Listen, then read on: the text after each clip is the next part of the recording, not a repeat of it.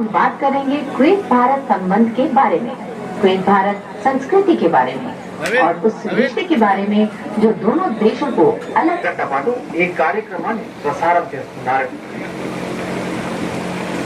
దానిలో భారతీయ సంస్కృతికి సంబంధించిన విభిన్నమైన అక్కడున్న భారతీయ పౌరులకు చాలా దగ్గరయ్యాయి. నాకింకా ఏం చెప్పారంటే హృదయపూర్వకంగా ధన్యవాదాలు చెబుతున్నారు. వారు నిజంగా చాలా గొప్ప ముందడుగు వేశారు. మిత్రులారా, ఇవాళ ప్రపంచవ్యాప్తంగా మన సంస్కృతిని ఏ విధంగా గౌరవిస్తున్నారో చూస్తే ఏ భారతీయుడికైనా సంతోషం కలగకుండా ఎలా ఉంటుంది? అలాగే తుర్క్మెనిస్తాన్ లో ఈ సంవత్సరం మే నెలలో అక్కడి జాతీయ కవి 300వ జయంతి ఉత్సవాలు జరిగాయి. ప్రపంచంలోని 24 మంది సుప్రసిద్ధులైన కవుల విగ్రహాలను ఆవిష్కరించారు.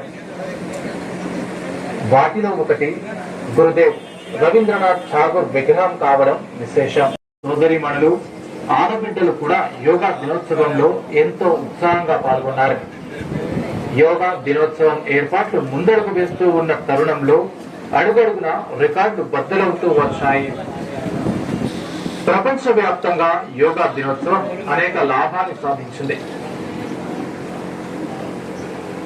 సౌదీ అరేబియాలో ఓ మహిళ అల్ హనాఫ్ సారథ్యంలో కామన్ యోగా ప్రోటోకాల్ రూపుదిద్దుకుని అభ్యసిస్తే సరిపోదు.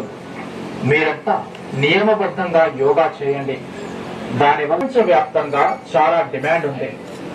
అలాగే మనం ఏదైనా మన స్థానిక ఉత్పత్తిని ప్రపంచ స్థాయికి చేరడాన్ని చూసినప్పుడు అసలు దీని రుచి గురించి నన్ను అడగకండి. చాలా అద్భుతంగా ఉంటుంది కాఫీ.